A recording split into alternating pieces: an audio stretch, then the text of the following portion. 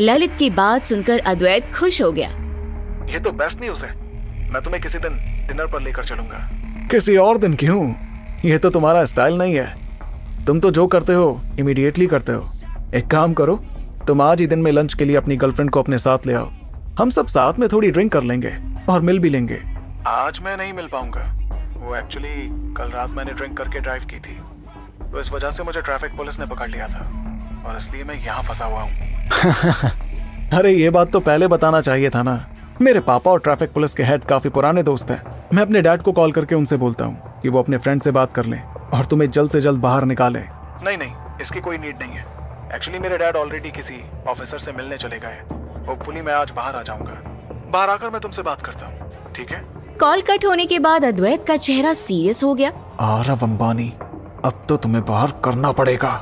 इधर अद्वैत पिछली रात आरव को नीचा दिखाने की कोशिश करते हुए भी आखिर में हार ही गया था। इस बात से वो बहुत ही ज्यादा गुस्से में था।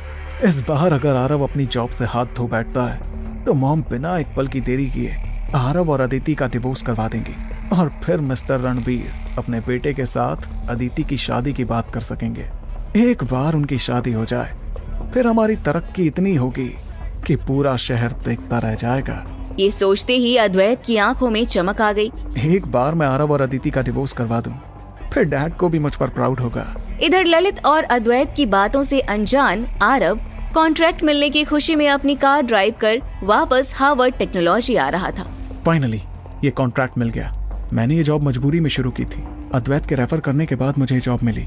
मुझे आइडिया नहीं था कि अद्वैत क्या सोच रहा है, पर आई एम हैप्पी कि अब फाइनली मुझे कॉन्ट्रैक्ट मिल गया है और मुझे अपना बोनस अमाउंट भी मिल जाएगा।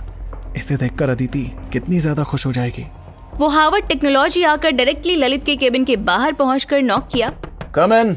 ललित ने आरव को जैसे ही देखा उसके चेहरे पर गुस्से वाला एक्सप्रेशन आ गया। उसने ऑलरेडी डिसाइड कर लिया था कि वो आरव को कैसे जॉब से फायर करेगा। तुम तो बहुत जल्दी आ गए। क्या मैनेजर सोफिया के साथ तुम्हारी मीटिंग नहीं हो पाई?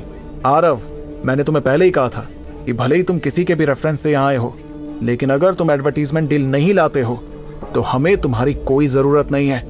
हमारी कंपनी में किसी भी ट्रैश की जरूरत नहीं है। I got it. ललित अभी अपनी बात पूरी नहीं कर पाया था। उसके पहले ही आरव को बोलते हुए देखकर वो हैरान रह गया। क्या कहा तुमने? फिर से बोलो। I got it. हमें एग्रीमेंट मिल गया है। ये रहा कॉन्ट्रैक्ट। इसमें डीमन ऑनर्ड कंपनी के जनरल मैनेजर की सिग्नेचर पहले से ही की हुई है और आपके साइन करते ही ये कॉन्ट्रैक्ट वैलिड हो जाएगा। अपनी बात कहकर आरव ने कॉन्ट्रैक्ट को ललित के टेबल पर रख दिया। ललित ने हैरान होकर कॉन्ट्रैक्ट उठा लिया और उसे देखने लगा। कॉन्ट्रैक्ट पढ़ने के बाद वो सरप्राइज हो गया था। वो हैरानी से आरव की तरफ देखने लगा। तुमने ये कैसे किया? मैनेजर सोफिया ने तुम्हें इतनी आसानी से कॉन्ट्रैक्ट कैसे दे दिया? मैनेजर सोफिया से मेरी बस कैजुअल बातचीत हुई थी और वो कॉन्ट्रैक्ट साइन करने के लिए मान गई। अच्छा, ऐसी बात है? ललित बिल्कुल कंफ्यूज था। आरव की बात सुनकर उसे आरव पर शक होने लगा था। उसे लगा कि आरव झूठी कॉन्ट्रैक्ट बनाकर उसके सामने हीरो बनना चाहता है, क्योंकि जितना वो सोफिया को जानता था उससे डील करना किसी के लिए भी आसान नहीं था। वो आसानी से किसी से कन्विंस नहीं हो सकती थी। सीईओ ललित, अब जब कॉन्ट्रैक्ट आपको मिल गया है तो क्या हम अपनी बोनस के बारे में डिस्कस कर सकते हैं? ललित ने एक बार आरव को ऊपर से नीचे तक देखा। डीमन ऑनर्ड कंपनी से कंफर्मेशन के बाद वो जैसे मुझे डिपॉजिट देते हैं, मैं तुम्हें तुम्हारा बोनस दे दूंगा। अब तुम जा सकते हो। आरव के रूम से बाहर जाते ही ललित ने इमीडिएटली सोफिया को कॉल किया।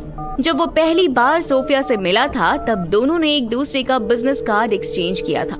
इस वजह से उसके पास सोफिया का नंबर था। कुछ ही देर में कॉल कनेक्ट हो गया। हेलो, मैं सोफिया।